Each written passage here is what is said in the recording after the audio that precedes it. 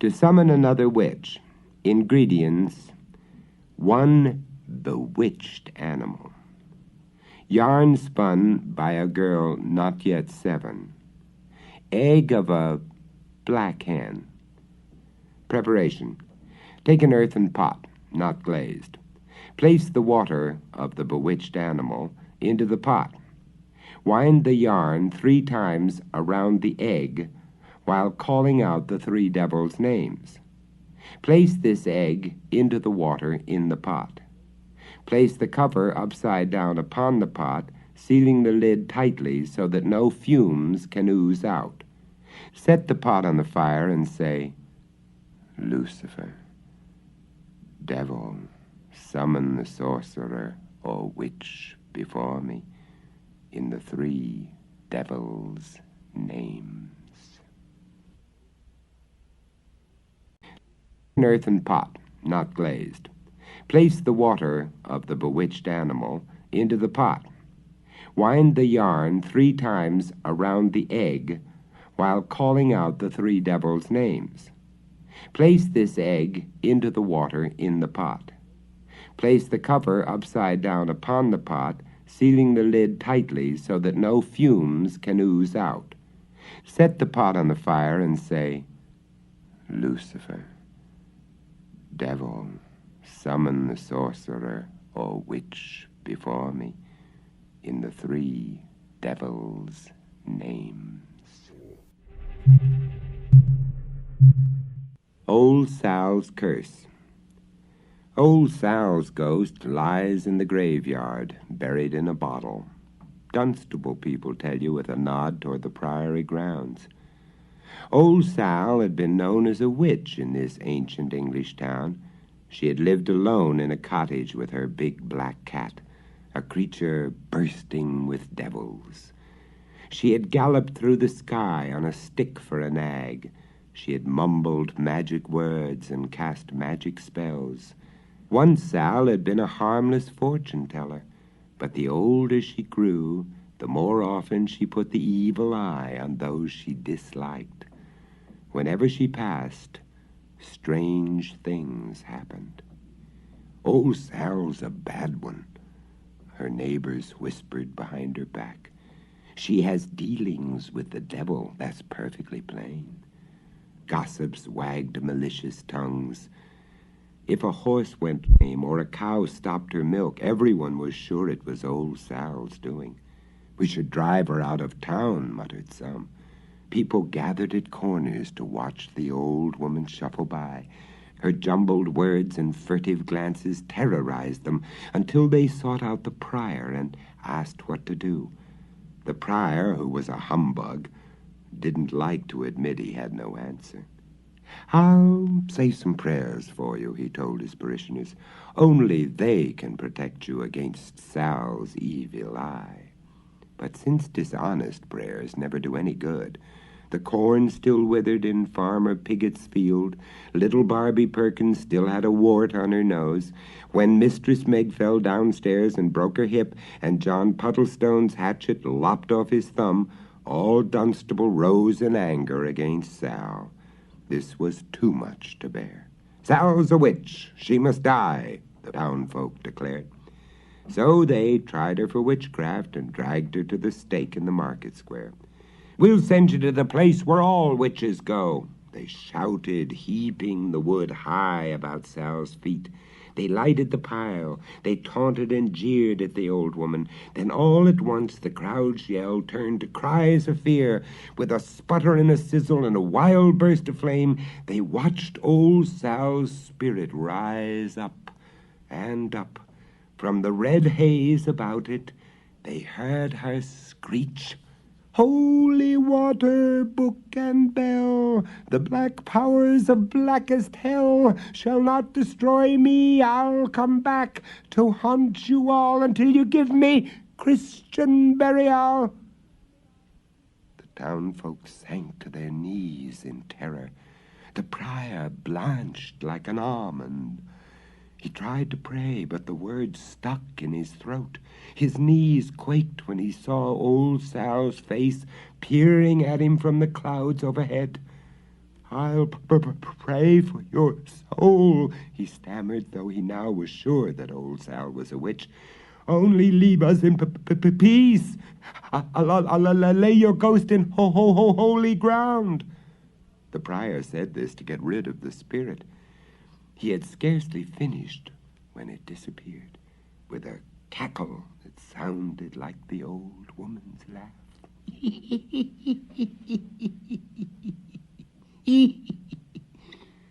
That very night the prior stood at the altar and mumbled prayers for the witch's soul. The monks chanted lustily. The candles on the altar burned with clear, steady light. The prior was frightened, though he tried not to show it. The prayer books trembled in the worshippers' hands. "Evil spirit, I banish you forever and ever," began the prior in a loud voice. This was not at all what he had promised poor Sal's departing spirit. "Forever and ever," quavered his flock, following the prior's example. "In the name of," the prior continued, but before he could utter another word, old Sal's ghost suddenly appeared. It slid through the closed door. It glided up the aisle.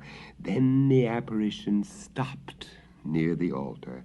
The red haze that trailed after the spirit swirled through the church. Widow Parsons screamed when her bonnet strings singed on the end.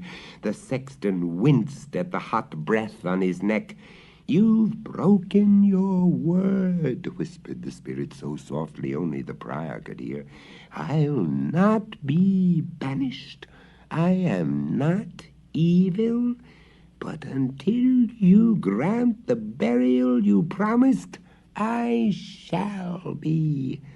I'll have revenge on you."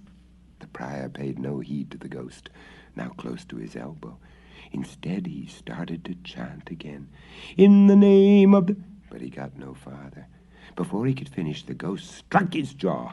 The prior reeled, then sprawled in a heap on the stone floor. The monks rushed forward to seize the wraith. It cuffed them until they roared with pain. "Curses on you, wicked witch!" screamed the prior, forgetting where he was. He struggled to his feet. He shook his fist in fury. The ghost slid off, chuckling, then vanished in smoke. The return of Sal's spirit set the town in a commotion. Women bolted their doors. They refused to venture out, even to the market. Children screamed in terror when mice squeaked in the walls or magpies pecked at the thatch. "Sal's a worse nuisance dead than alive," complained the men over their mugs of ale. In spite of anything people could do, the ghost visited the priory night after night. The specter terrorized the prior more than anyone else. It tweaked his cassock. It screeched in his ear. One night the wraith even laid a finger, cold as a tombstone, on his shaven head. "I'll not leave you in peace," hissed the ghost. "Never, until you bury me in holy ground." "Not in 1,000 years, stormed the prior, too angry now to keep his promise. "I'll not have such a wicked creature in priory earth." He shot out a hand to clutch the spirit, but it swooshed from his grasp in a scream of scorn. The prior shivered until he almost dropped the good book. The next night and the next and the one after that, Sal's wraith whispered to the prior, "When I was alive, I wasn't really a witch. I don't want to be one when dead. Let my soul rest in peace. Then I won't trouble anyone, so long as no one troubles me. But when I'm buried, I'll haunt anyone who disturbs my grave." A few nights later, a palmer, a monk who had been to Jerusalem and brought back his blessed palm, returned to Dunstable. "I know how to lay this troublesome ghost," he told the prior. "Just leave everything to me." The next day the palmer entered the priory all alone. He lighted the candles one by one. He opened the book and then sat down to wait. Before long the ghost glided up. It uttered a horrid shriek. The palmer wasn't frightened, From inside his robe he drew out a bottle with a long, slender neck and a fat, round belly. He held the flask up for the ghost to inspect. "You're a clever ghost," the palmer said. "You bully and badger. You make hideous sounds. You slide through keyholes. You dissolve into smoke. You whiff through bolted doors as if they weren't there. Yet one thing you can't do, of this I am certain. You can't swish into this bottle, turn around 3 times, and then swish out again. As I'm a palmer, you can't do this." "I can go anywhere," old Sal's spirit sniffed in scorn. "Then prove it if you dare," cried the palmer, holding out the bottle. He turned it around slowly until it gleamed like a jewel in the candlelight. With a noisy hiss, the ghost stretched out like a string. As though greased, the wraith slithered through the slender neck of the bottle. Once inside, the spirit twisted and squirmed. It turned around once, then twice. But before it could revolve a 3rd time and then slither out, the palmer clapped his hand over the open end. He sealed it tightly with some candle wax, then intoned a few holy words. With old Sal's ghost imprisoned, the palmer summoned the prior, who consented to bury the bottle in priory earth. He even said prayers for Sal's everlasting peace. From that day to this, no one has ever dared disturb old Sal's grave. Indeed, no one now living knows where it is. But just to make sure he won't rouse the sleeping spirit, the sexton never cuts the grass in the priory grounds. Some candle wax, then intoned a few holy words. With old Sal's ghost imprisoned, the palmer summoned the prior, who consented to bury the bottle in priory earth. He even said prayers for Sal's everlasting peace. From that day to this, no one has ever dared disturb old Sal's grave. Indeed, no one now living knows where it is. But just to make sure he won't rouse the sleeping spirit, the sexton never cuts the grass in the priory grounds. To make a witch pockmarked. Ingredients: butter, ivy or wintergreen, 3 coffin nails. Preparation: take the butter and broil it in an iron pan, frying the ivy or wintergreen. Stick the 3 nails in the sauce while saying the name of the appropriate witch. Now carry the sauce and nails into a place where neither sun nor moon shines through. The witch will now be sick for half a year, with pockmarks over her entire body. To make a witch pockmarked. Ingredients: butter, ivy or wintergreen, 3 coffin nails. Preparation: take the butter and broil it in an iron pan, frying the ivy or wintergreen. Stick the 3 nails in the sauce while saying the name of the appropriate witch. Now carry the sauce and nails into a place where neither sun nor moon shines through. The witch will now be sick for half a year, with pockmarks over her entire body. Baba Yaga. Far, far away in Russia, very long ago, there lived a couple who had 1 daughter. They lived in a log hut on the edge of a huge forest. She was a beauty, that girl. Marusha the Fair, they called her. Her skin was as white as milk, her lips as red as blood, and the hair on her head black and glossy as a crow's wing. And what's more, Marusha was as kind and good-natured as she was pretty. After a while, her mother died. Then what did Marusha's father do but marry again? A bad woman she was, the one that he married, and she soon grew to hate Marusha. One day, while the man was out working, the stepmother said to Marusha, "I want to make a new spring dress for you, my dear, so you must go and borrow needles and thread from my sister, who lives in the forest." Well, the girl was willing, but she had to ask her stepmother which paths she should take. As soon as her stepmother had begun to tell her, poor Marusha grew pale, for what her stepmother was telling her sounded just like the way to Baba Yaga's hut. Now, as Marusha knew well, this Baba Yaga was the worst witch in all Russia. She had iron teeth, her legs were nothing but bare bones, and she rode through the air in a mortar which she drove along with a pestle. She lived in a very queer kind of hut, too, for it stood on chickens' legs, and whichever way you tried to come up to it, the hut would turn around and stare at you with its windows. What was poor Marusha to do? Her father was working far away, and she did not dare to disobey her stepmother. So she tried to be brave. After all, there might be a real aunt who lived in the forest, and if so, she would have been frightened about nothing. So, thinking she might have a long walk, Marusha packed up some food in a red handkerchief and set off. She walked and she walked through the thick, dark, beautiful forest, and then, much sooner than she had expected, she came to a clearing, and there she saw a hut. But what sort of a hut?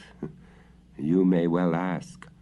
The hut stood on chickens' legs, just as she had feared, and it seemed to Marusha that as she came toward it, it turned round to stare at her with its windows. Poor Marusha!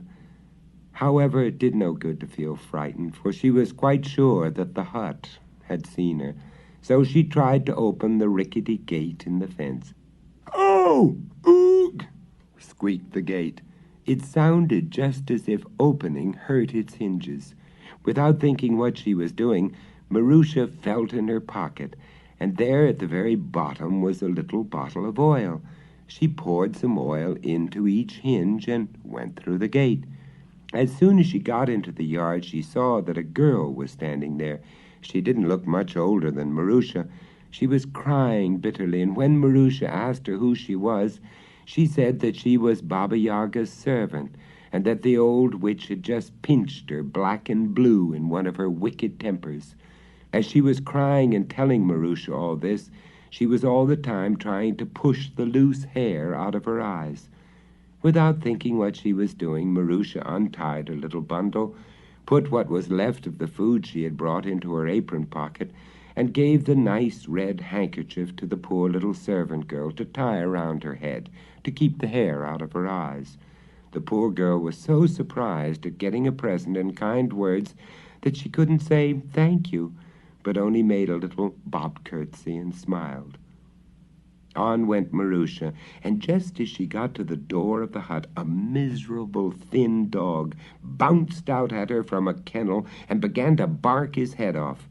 Without thinking what she was doing, Marusha fished in her pocket and pulled out a piece of bread. She gave it to the dog, who ate it as if he hadn't had anything to eat for days. And now, at last, Marusha had to knock at the door of the hut. "Come in," answered a grating voice.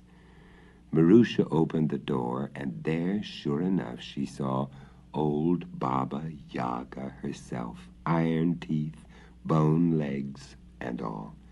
She was sitting at a loom, weaving. As she wove, the loom made a noise. "Ter-clack, ter-clack, ter-clack." "Good morning, Auntie," said Marusha in her sweet voice. "Good morning, my dear," says horrid old Bony Legs. "Stepmother has sent me to ask you for the loan of needles and thread to sew me a dress." "I'll see what I can find," says the witch with a grin. "Sit down at the loom and weave a little while I go and look." So the witch stood up and Marusha sat down.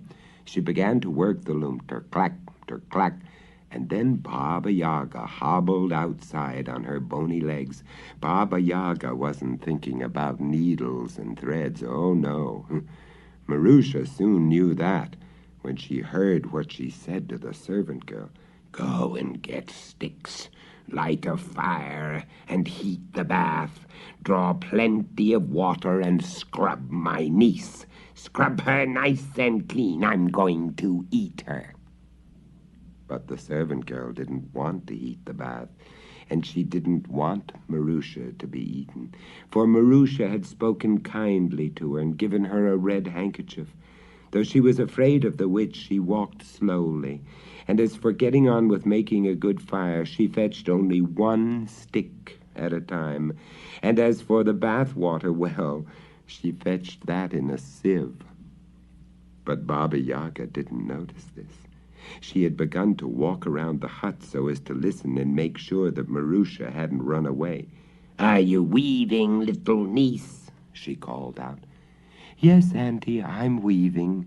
And weave she did, so that the loom went ter-clack, ter-clack. Presently Marusha looked up from her work and saw that a thin cat was sitting in the corner of the hut. Without thinking what she was doing, Marusha put one hand into her pocket and picked out a little bit of bacon. She threw it over to the thin cat, which ate it up in a twinkling. Then the cat stretched her paws and began to lick herself, saying to Marusha, "Little girl, if you take my advice, you'll try to get out of here." Just then Baba Yaga passed by the window. "Are you weaving, little niece?" "Yes, Auntie, I'm weaving," answered Marusha again, and ter-clack, went the loom. They listened for a moment till Baba Yaga's footsteps had gone on. "Here's a comb for you and a towel," went on the cat softly. "They aren't what you think. Try to get away, and if Baba Yaga chases you, throw the towel behind you. If she chases you again, throw down the comb." "Thank you, cat," said Marusha. "But how can I get out of here? If I stop weaving, she'll soon miss the ter-clack, ter-clack. She'll know that the loom has stopped." "I'll see to that," answered the cat. "Let me come where you are." So Marusha stood up, and the cat sat down. Ter-clack, ter-clack, ter-clack, went the loom. If that thin cat wasn't much good at weaving, she was a grand one for muddling everything about. You can hardly imagine the mess she made with Baba Yaga's threads. Warp and woof, woof and warp, all tangled and crossed up. The worse the muddle got, the more the cat smiled. As for Marusha, she slipped quietly out through a door at the other side of the hut and went through the gate. Baba Yaga came back, and again she listened below the window. "Are you weaving, little niece?" "Yes, Auntie, I'm weaving," answered the thin cat in a squeaky voice, trying to mimic Marusha. As it spoke, its claws were tangling every thread on the loom worse than ever. Soon old Baba Yaga came back into the hut. What was her fury when she saw that there was no Marusha weaving at the loom, only the thin cat making a dreadful mess. "How dare you play me such a trick?" shouted Baba Yaga to the cat in a rage. "Long as I've served you," hissed the cat, "you have never given me so much as a bone. But Marusha gave me bacon." Baba Yaga rushed out of the hut. There was the thin dog. "Dog, why did you let her escape?" shouted the witch. "You should have barked and flown at her throat." "Long as I've served you," growled the dog, "you've never given me anything better than burnt black crust. But Marusha gave me a slice of white bread the very first time she saw me." Baba Yaga rushed on, and first she shouted at the servant girl, and then at the squeaky hinges. But the servant girl said to her, "Long as I've served you, you've never given me so much as a rag. But Marusha gave me a red handkerchief the first time she ever saw me." When she got such answers, Baba Yaga flew into a worse rage than ever. She gnashed her iron teeth, jumped into her mortar, and gave a terrific push with the pestle. Away she went, flying along in pursuit of Marusha. Gnash, gnash went her iron teeth. Clatter, clatter went her pestle. But Marusha had been running as fast as she could, and by this time she had got quite a long way down the path which led through the forest. All the time as she went, she listened. Yes, something was coming. She could hear gnash, gnash, clatter, clatter. That must be Baba Yaga, thought Marusha to herself. I'd better do as the thin cat told me. So she threw down the towel. Almost before it touched the ground, the towel had become a wide river. A wide, brimming river. And Marusha was on one side, and Baba Yaga was on the other. The magic river was so wide that the old witch couldn't possibly cross it with one push of her pestle, so she had to come down to earth. Oh, how she gnashed her iron teeth with spite! However, Baba Yaga wasn't going to be beaten by a thin cat and a little girl.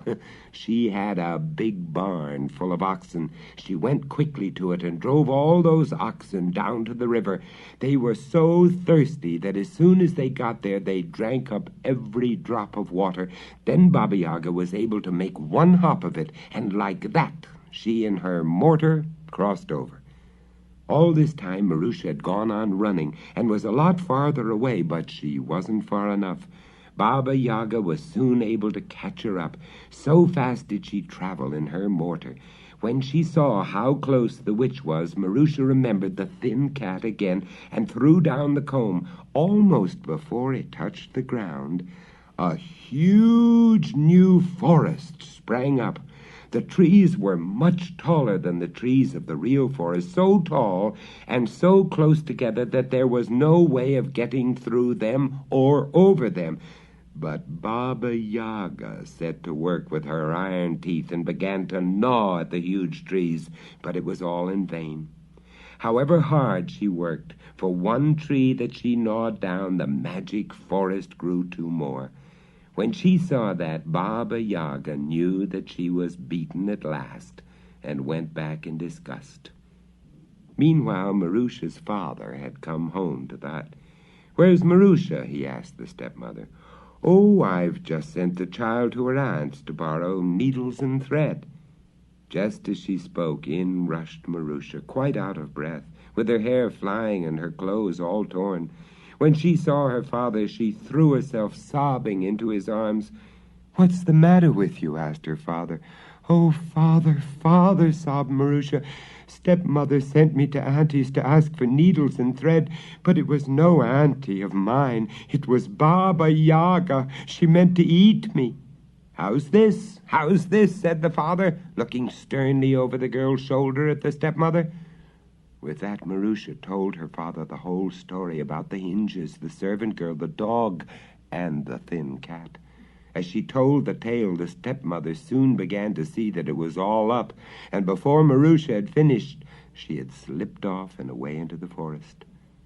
Whether she ever got to Baba Yaga's hut, or whether she was eaten by a bear, doesn't matter either to you or to me.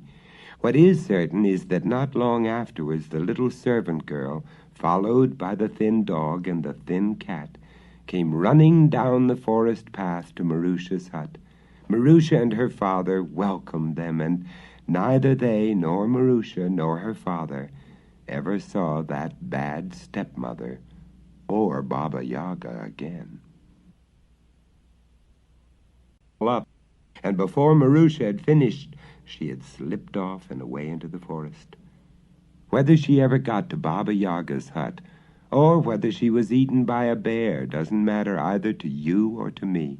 What is certain is that not long afterwards the little servant girl, followed by the thin dog and the thin cat, came running down the forest path to Marusha's hut.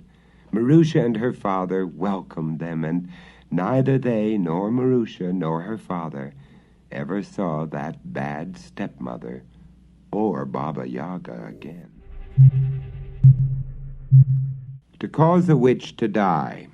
Ingredients: 1 heart of a cow, butter, 3 nails from a coffin of a corpse. Preparation: take a little butter and fry the cow's heart. Then take the 3 nails and pierce the heart through and through while saying the name of the appropriate witch. Works best if you can get the heart of a cow killed by that witch. She will die as soon as the heart is pierced by the 3rd nail. Fully approved. Fully approved. Fully approved. Fully approved. To cause a witch to die. Ingredients: 1 heart of a cow, butter, 3 nails from a coffin of a corpse. Preparation: take a little butter and fry the cow's heart. Then take the 3 nails and pierce the heart through and through while saying the name of the appropriate witch. Works best if you can get the heart of a cow killed by that witch. She will die as soon as the heart is pierced by the 3rd nail. Fully approved. The Bewitched Court. In East Wales, there's a mysterious pool that everyone knows is bewitched. Linkley's, which means in Welsh, the Swallowed Court, is the name of this pool. Long ago, its dark waters swallowed a palace, a king, and a court. Today, all lie buried in the mud of the mere where the yellow flagweeds and green rushes grow. The curse of a witch betrayed brought this grievous thing to pass, people say. Then they tell the story of Evan the king, who once lived in the palace on the site of the pool. The palace, they say, was of dazzling beauty. It had steps of white marble and gold weathercocks. The windows gleamed and sparkled like 100,000 gems. Nightingales sang in the pear trees at dusk. All day blue peacocks strutted in the garden, where jasmine scented the air. In this palace King Evan held his court, and his reign was just and good. At his side sat Queen Mary, whose face was the fairest in Wales. Her long hair shimmered like threads of spun gold. Her lips were like a red cherry, her eyes like violets in May. The king loved Mary madly. He showered her with rubies and diamonds and pearls, yet all the jewels in the world could add nothing to the beauty of the queen's shining face. One might suppose the king the happiest of men, but he was not. For secretly he was sorely troubled by a mystery that surrounded his beloved wife. One night out of every 7, she vanished from the palace. Where did she go? What did she do? Why did she never tell her husband, the king? Such were the questions that weighed upon Evan's mind. 9 years came and went. With each passing year, Mary grew more lovely, but the king watched his wife with fear clutching at his heart. At night he tossed and turned in his golden bed. He brooded alone when the queen left his side. Yet she only smiled when she went away. Evan dared not ask whither she went. The day came at last when the king could no longer endure his fears alone. In secret he went to Willin the wizard, his chief adviser at court. Willin was a man of learning and cunning. He could read the signs in the stars. He could recite magic spells. Surely the wizard would have power to help him, thought the king. Willin, he said, as the wizard bowed before him, after 9 years of silence, I must reveal a secret, else I shall die of the pain that gives me no peace. But should you violate my confidence, I shall slay you with my own hand. The old man bowed until his white beard swept the floor. Have no fear, sire, he said. Long before you were born, I served your father. With him I shared dark secrets of state. I never failed him, I shall not fail his son. Let me help you, at least advise, on the matter that breaks your heart. It is the queen, said the monarch. He dropped his voice to a whisper. Mari is a fairy. She belongs not to this world, but to the kingdom of spirits who live inside the earth. This I knew when I wooed her, but I loved her so nothing mattered but to make her my wife. The king sighed deeply, then fell silent. And now, sire, are you sorry? Willin prompted. No, cried the king fiercely, no.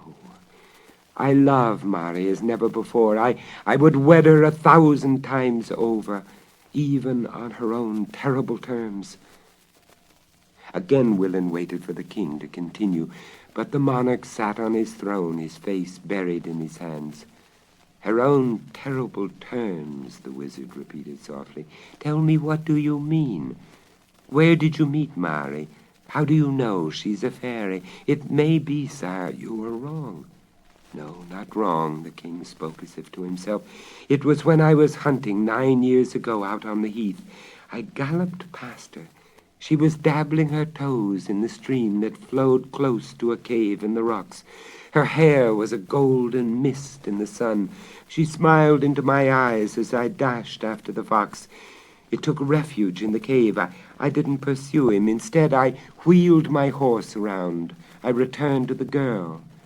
The king wiped his brow. Then he continued, We sat beside the stream until sundown. I told Mari I loved her. I held her tiny hands in mine. I begged her to be my queen. I could see that the girl loved me, but for some reason she hesitated. After a long time, I learned why. If I marry you, she said, it must be on one condition, that I leave you one night in 7. You must promise never to ask where I go. If you do, if you follow me, or reveal my secret to anyone, ruin will come to us both. But why? Tell me why, I pleaded. Because I'm a fairy, Mari said softly, searching my face with those deep violet eyes. In the end, I wed her without further question, and now, 9 years later, I have betrayed her because I have no peace, cried the king in anguish. You, Willin, are the only one who can help me. You must devise a charm to break the spell that takes Mari from me. An expression of cunning flitted across the wizard's sharp features as he studied the king's bowed head. Come, come, coaxed the old man soothingly. You must not despair. Set your heart at ease, my king. I, Willin, am here to serve you, though it cost my own life. Tell me what to do. Follow the queen tonight, commanded the king, too desperate to note the greed in the wizard's face. Follow her when she leaves the palace gates at midnight. Take heed she doesn't suspect you, or all will be lost. See where Mari goes. Observe what she does. Then work some magic to keep my fairy wife from leaving me again.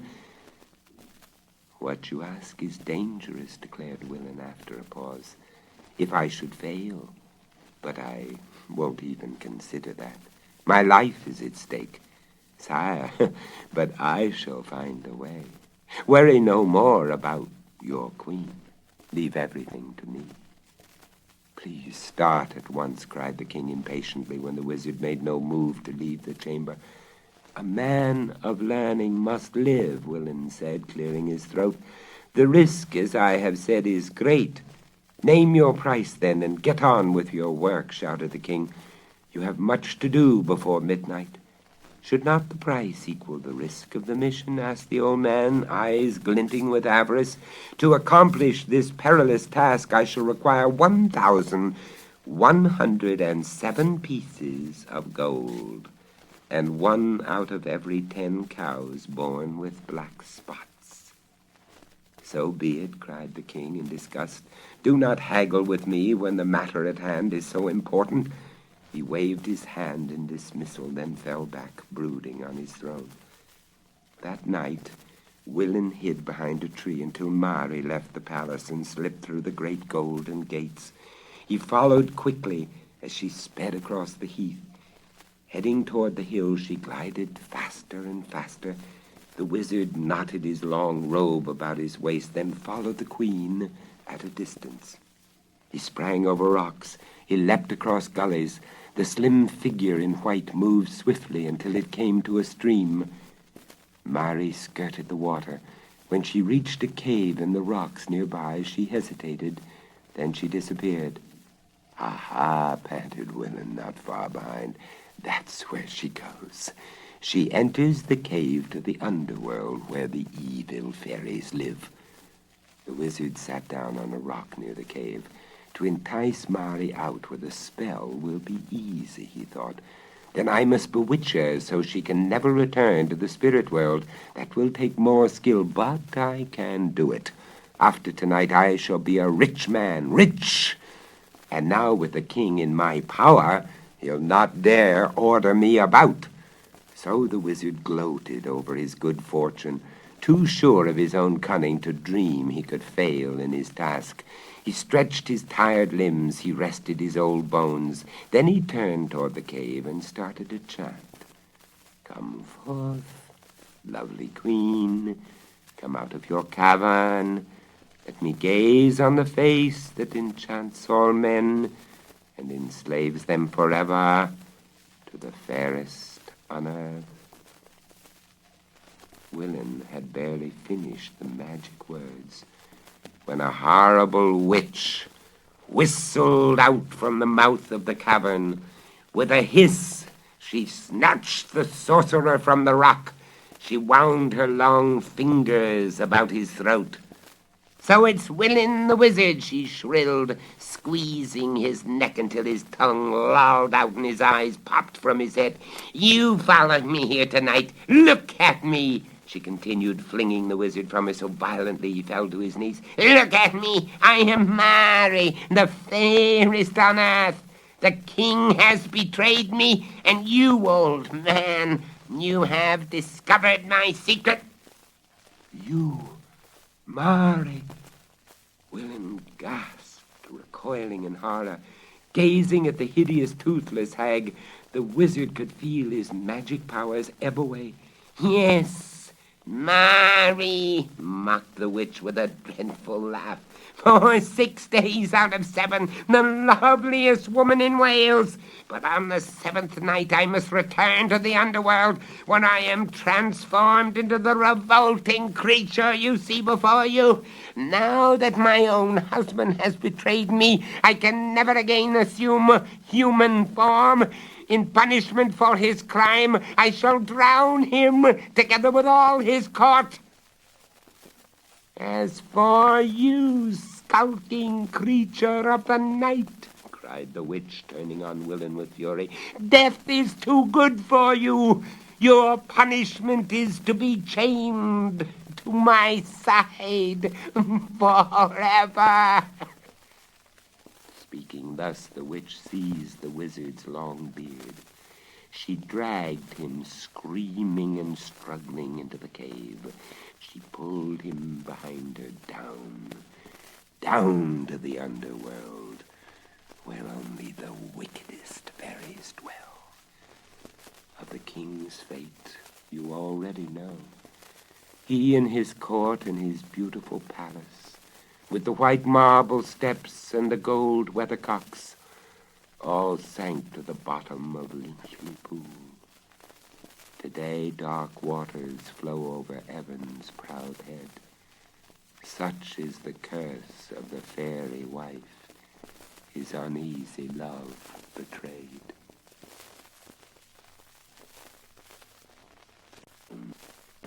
Down to the underworld, where only the wickedest fairies dwell. Of the king's fate you already know. He in his court and his beautiful palace, with the white marble steps and the gold weathercocks, all sank to the bottom of Lynchley Pool. Today dark waters flow over Evan's proud head. Such is the curse of the fairy wife, his uneasy love betrayed.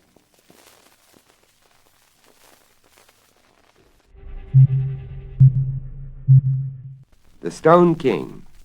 In England's Cotswold hills, a huge upright stone stands alone near the ridge of a green slope. Crimson poppies grow in the grass around this stone, and when cold winds blow over the hillside, their petals fall like drops of blood. Then the elder tree nearby, laden with its black and bitter fruit, seems to mutter.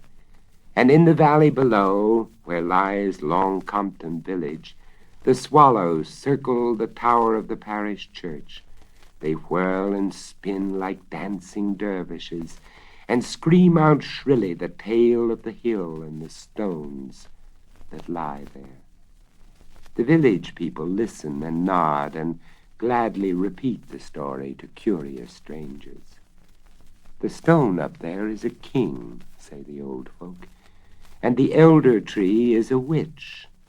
And there, they point across the road to stones in a circle, so many you can hardly count them. That's the king's army. And over there are the 5 whispering knights. The witch of the hill turned them all to stones. For hundreds and hundreds of years, the stones have lain on the hillside. How they got there, no one knows, really. Some say the Druids, early Britain's pagan priests, carried them there for a temple. Others claim they were tombs of the shepherds who once lived on the slope. But most of the folk of Long Compton believe the hill is bewitched. Only when the witch loses her power will the stones turn back into men. These facts are plain as can be, for strange things still happen on the hill, especially at midnight on New Year's Eve. When the church bells in the valley chime 12, the stones hear the sound. They turn and march down the hill in silence. From the spring at the bottom, they drink a toast. Then back to their places they march again. This wonder, and others, folk claim to have seen. But the story of how all this came to pass began long, long ago, when a foreign king invaded England. No one remembers his name, but people say that he sailed from Denmark. He landed on the eastern coast, then marched to the west with his army and his knights. He scattered the Saxon foe before him like chaff, and advanced a conquering hero, intent upon ruling England as king.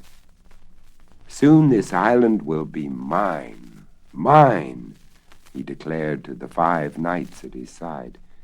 White hawthorns circled the pastures like a bride's wreath. The king sniffed the sweet air of spring. He listened to the lark. All this shall belong to me, he told his companions. 7 nights ago, as I slept in my tent, the wise woman promised this in a dream. When Long Compton thou shalt see, England's king thou shalt be. We'll soon reach the spot, the king continued, pointing to a distant hill. We must cross these downs, then march to the ridge over there. Long Compton lies in the valley below. I'll ride ahead, my friends, while you bring up the army. Meet me at the foot of the slope. The king spurred his black horse, then galloped away, far ahead of the knights and his troops. When he came to the knoll, he dismounted. He studied the place, then led his horse to a spring. We'll rest here, my beauty, and await the army, said the king, patting the animal's shining flanks. With bright, eager eyes, he studied the hill. When I am king of England, said the Dane, fingering the jeweled hilt of his sword, I'll build my castle on that summit. Then I can look down on Long Compton each morning when I wake. The invader laughed softly, recalling the wise woman's prediction of glory and power. Dreams of easy victory filled his mind. He paid scant heed to the army as it advanced over the downs. He did not notice that the 5 knights no longer led the troops. Huddled behind the soldiers, the horsemen seemed to argue among themselves. Already the king of the Danes imagines himself king of the Saxons, sneered the first knight. Yes, and claims that the wise woman foretold his success in a dream, said the second. but most likely he's planning how to rid himself of us. Our king will never share victory with his knights." "Then we must stop him before he wins," shouted the third knight fiercely. He waved his mailed fist toward the hilltop. "Keep your voice down," ordered the fourth knight. "Do you want the common soldiers to hear us?" He came closer. "Tell me, what dark deed ferments in that evil mind of yours?" He rasped in the third knight's ear. "To stab the king from behind," muttered the third, grasping his dagger. "No, no," gasped the fifth knight. He drew back in horror. "Of murder I will have no part." "That you will, fool," cried the third knight scornfully. "Why not kill the Dane? Once he has conquered England, he will have no need of us. He'll send us home or exile us to distant castles. He might even slay us to keep power in his own hands." "But he was ever just," objected the fifth knight. "So far, yes," admitted the third. "But remember, he has never had such a prize in his grasp. I tell you, friends, to kill the king is the only way to be sure we share the sweet fruits of conquest." "Let him stain his hands with the royal blood," muttered the first knight in his beard. "Then I'll take over the army. I'll proclaim myself king. As for that knave, I'll hang him for treason." Thus the five plotted to kill their leader before he could reach the hilltop. But when they joined him at the spring, the knights smiled at the king. They saluted, then proposed a toast to his victory. "To England's future king," they shouted. "I shall lead the advance on foot," said the Dane, impatient to start. "You, trusted friends, will follow me. The army will march in the rear. Keep a sharp watch on every side. The enemy may lurk in ambush.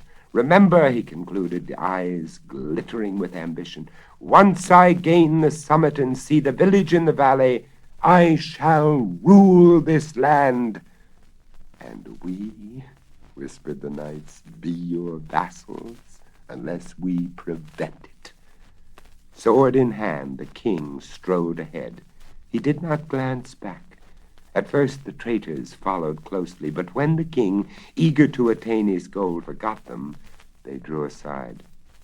"When shall we do it?" the first knight asked. "Not until he is almost there," hissed the third. He concealed his dagger in his mailed bosom. "That's a risk," objected the others. "No," the third knight said with an evil smile. "He would suspect us if we gathered around before then." As the knight schemed and plotted against his life, the king leapt forward. It will be easy to gain the top, he thought, growing more confident with every step. There was no sign of the enemy. Ahead the hill jutted boldly against the azure sky.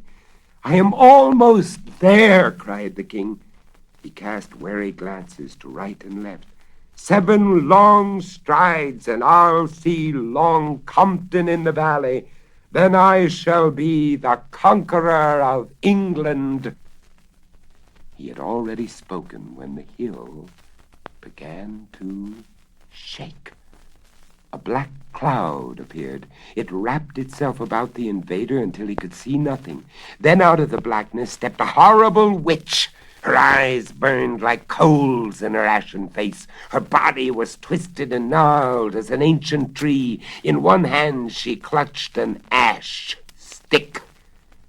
The witch stretched out her arms to block the king's advance. He glared at her with anger and fear. "Stop!" shrieked the witch. "You shall go no farther." The king lunged at the creature with his sword. "Stop, foolish king! This hill belongs to me!" screamed the witch, who grew taller and blacker before the king's very eyes. Then in a shrill voice she chanted words that made the Dane tremble. "Never shalt thou take those 7 long strides to the top.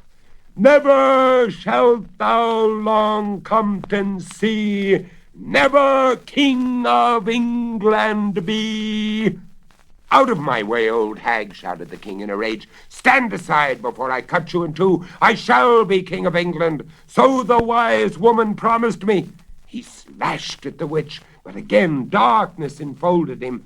When it lifted, she still stood there. She waved her stick 3 times over the hill, 3 times over the head of the king. Then she pronounced her spell. Rise up, earth, stand fastic. King of England thou shalt never be, for threatening death, for defying me. Thou and thy men shall whorestones be, and I, witch of the hill, an eldern tree, to stand forever and keep watch on thee. As the witch waved her stick, the king saw the earth heave into a mound on the crest of the hill. He struggled to take the last 7 strides, but he could not move his limbs. The blood turned cold in his body. He tried to summon his knights. He strove to call his troops. The words froze on his lips. He could utter no sound. The last thing the Danish king heard were the words, "Thou and thy men shall whorestones be." The last thing he saw were the witch's burning eyes glaring from her ashen face. The last thing he knew was that he was doomed never to be England's king. Today all is quiet on the lonely slope where the Stone King stands apart from his men. People say the witch who dwells in the elder tree allows no one to touch the stones without suffering her wrath. In olden times some flouted her power with dire results. There was the baker who boasted he could count all the men in the king's army. He made a sack full of small round loaves of bread. The story goes that he carried them up the slope to the stone circle that measures almost 100 feet across. The baker set 1 loaf on top of each stone. He counted as he passed from one to the next. 1, 2, 3, 4, 5, 6, 7, until he reached 7 times 3. But before the foolish man could draw another loaf from his sack, he fell down dead. His death should have proved that the cunning of the witch was stronger than the cunning of men. But instead of taking to heart the baker's awful fate, the people of Long Compton decided to move the Stone King. They would take him to the valley, they said. "We'll set the king up. We'll set the king up in the marketplace," the village fathers agreed, a warning to all who would invade our land. It took 8 chestnut horses and 18 strong men to carry the king down the hill. No sooner was he there than disaster came to Long Compton. People sickened and died. Crops failed. A strange disease afflicted the sheep. The Stone King was to blame, everyone said. He must be returned to the hill. But this time, the 8 chestnut horses and 18 strong men failed to budge him an inch. The beast tugged with all their might. They pulled and strained until the ropes broke. One horse fell to the ground and couldn't get up. The only one left that could haul a load was an old gray mare. "But she's too feeble for such a weight," objected many. Only their dire need made the villagers consent in the end to hitch the gray with the chestnuts. No sooner had they done so than the horses dragged their burden with the greatest of ease. They took the Stone King back up the slope, where he still stands. No one now doubts that the witch is in the elder tree, or that she'll remain there. As for the Stone King and his men, they too will stay where they are until Judgment Day. "She's too feeble for such a weight," objected many. Only their dire need made the villagers consent in the end to hitch the gray with the chestnuts. No sooner had they done so than the horses dragged their burden with the greatest of ease. They took the Stone King back up the slope, where he still stands. No one now doubts that the witch is in the elder tree, or that she'll remain there. As for the Stone King and his men, they too will stay where they are until Judgment Day.